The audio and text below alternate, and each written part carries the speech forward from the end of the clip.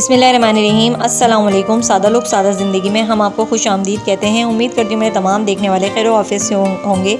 जहाँ रहें खुश रहें, हंसते मुस्कुराते रहें और अल्लाह पाक के हिफ्ज़ अमान में रहें। आमीन सुम्मा आमीन। गुड मॉर्निंग हो चुकी है जनाब और हम कर रहे हैं यहाँ नाश्ता। नाश्ते में हमारे पास है चिकन आलू का सालन जो कि कल रात बनाया था मैंने, और जी ये हैं हमारे पास रोटियाँ और पराठा है। एक पराठा डाला है, बाकी ये 2 रोटियाँ पहली बार अज़ल्फ़ा ने बनाई थी कल रात में। तो ना अज़ल्फ़ा ने रात में खाना खाया था ना मैंने, तो जनाब ये रोटियाँ हमारे पास बच गई थी तो वो मैंने अभी फ्राई की हैं। साथ में है ये अंडा। तो जी यहाँ मैं बना रही हूँ पतली वाली खिचड़ी, और ये खिचड़ी मैं क्यों बना रही हूँ ये भी मैं आपसे शेयर करूँगी। और इसमें मुझे थोड़ी सी हल्दी कम लग रही है तो मैं थोड़ी सी हल्दी और डाल देती हूँ।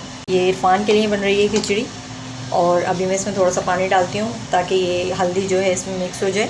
खिचड़ी हमारी इसलिए बन रही है यहाँ पर, इरफान वहाँ कमरे में लेटे हुए हैं। आज इरफान ऑफ़िस नहीं गए क्योंकि इरफान की तबीयत ख़राब है।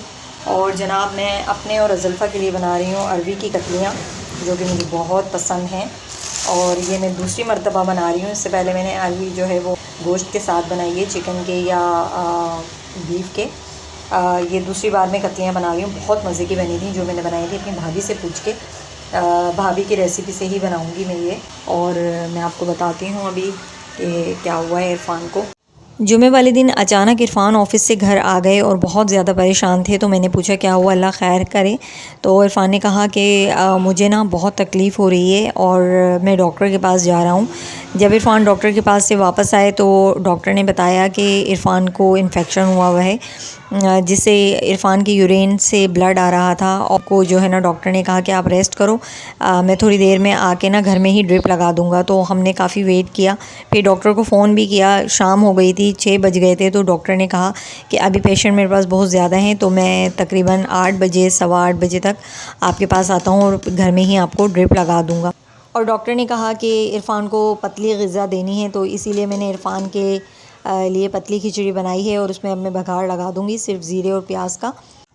आजकल पता ही नहीं चलता इंसान को कि कब बीमारियां आ जाएं अचानक, और अचानक आने वाली बीमारियों से अल्लाह पाक सबको महफूज रखे। पिछले दिनों जो गर्मी पड़ी है बहुत शदीद किस्म की, कराची में ही क्या पूरे पाकिस्तान में ही गर्मी पड़ी है। उन दिनों इरफान का बहुत ज़्यादा बाइक पर घूमना हो रहा था ऑफ़िस वालों की तरफ से। ऑफ़िस वाले भी आपको पता है कि खून निचोड़ते हैं तब जाके उसकी मेहनत का सिला देते हैं, लेकिन उनको ये एहसास नहीं होता कि काम करने वाला भी इंसान है।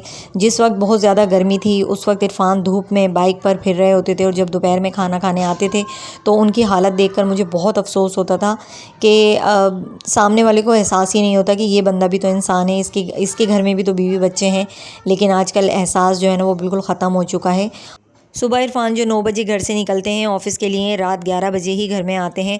उस दौरान दोपहर में इनको सिर्फ आधे घंटे या 20 मिनट का टाइम मिलता है खाना खाने के लिए। उसमें ये फ़ौरन खाना खा के दोबारा से अपने ऑफ़िस चले जाते हैं और वहाँ सारा दिन धूप में भाग दौड़ करते हैं। जनाब तमाम मर्दों को सलाम है, क्योंकि हर मर्द ही जो है वो अपने बीवी बच्चों के लिए बहुत बहुत मेहनत करता है, और अल्लाह पाक तमाम मर्दों को बीमारियों से परेशानियों से बचा के रखे। आमीन सुम्मा आमीन।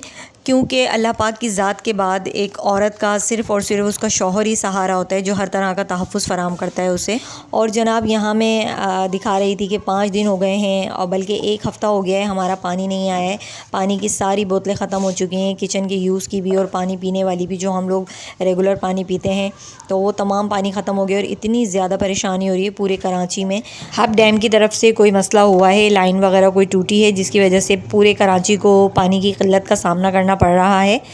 और पानी को जितना भी स्टॉक कर लें आप, एक ना एक दिन तो खर्च हो ही जाना है। टैंक वगैरह में भी पानी हमारा बिल्कुल ख़त्म हो चुका है। बस अल्लाह पाक रहम करे और जल्द से जल्द पानी आ जाए। और जी अभी इस वक्त रात के 9:15 बजे का टाइम है। ये बच्चा आया है ड्रिप लगाने के लिए, और क्योंकि 15 मिनट के बाद हमारी लाइट चली जानी है 9 बजे वाली, 9:30 बजे वाली, और उसके बाद 11 बजे आती है लाइट। तो मैंने इरफान से कहा कि आप यहीं लेट जाओ अम्मी के रूम में, क्योंकि यहाँ बैटरी का इंतज़ाम है और AC/DC वाले फ़ैन भी लगे हुए हैं, तो लाइट चली भी जाए तो यहाँ पर कोई इशू नहीं होता, पता भी नहीं चलता। और वही हुआ, रात के तकरीबन 1:30 बज गया था इरफान को ये ड्रिप ख़त्म होते होते, और इस वक्त जो है वो रात के 1:30 बज रहे हैं। अभी वेट कर रहे हैं कि कब ड्रिप ख़त्म होगी और फिर इसको निकालेंगे। तो मैं अज़ल्फ़ा हम सब नीचे ही थे इरफान के पास। ड्रिप को ख़त्म होने में काफ़ी टाइम लग गया, 1:45 का टाइम है। और जी अभी इरफान की तबीयत अल्हम्दुलिल्लाह काफ़ी बेहतर है। कैसे हो इरफान? अल्लाह का शुक्र है, बेहतर है तबीयत।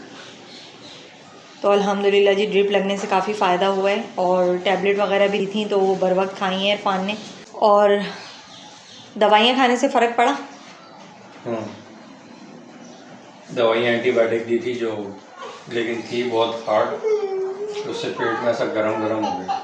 हाँ जी, दवाइयाँ काफ़ी mg की थी, 500 mg की थी ना, तो उसके खाने से इरफान को पेट में भी शदीद तकलीफ़ हो रही थी क्योंकि अचानक ही इतनी हैवी मेडिसिन लेनी पड़ी। और यहाँ साथ में अनायज़ा बैठी हुई है। जब से इरफान 3 दिन से घर में है तो अनायज़ा जो है वो अनायज़ा की मौजी हुई हुई है। अनायज़ा एक लम्हे के लिए भी नहीं छोड़ रही अपने बाबा को, है ना अनायज़ा?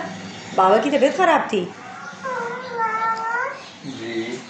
तो जी ये थी मेरी छोटी सी वीडियो, अपनी दुआओं में हमें भी याद रखिएगा और फिर मिलेंगे इंशाअल्लाह किसी नेक्स्ट वीडियो में। अपना बहुत सारा ख्याल रखिएगा। अल्लाह हाफ़िज़।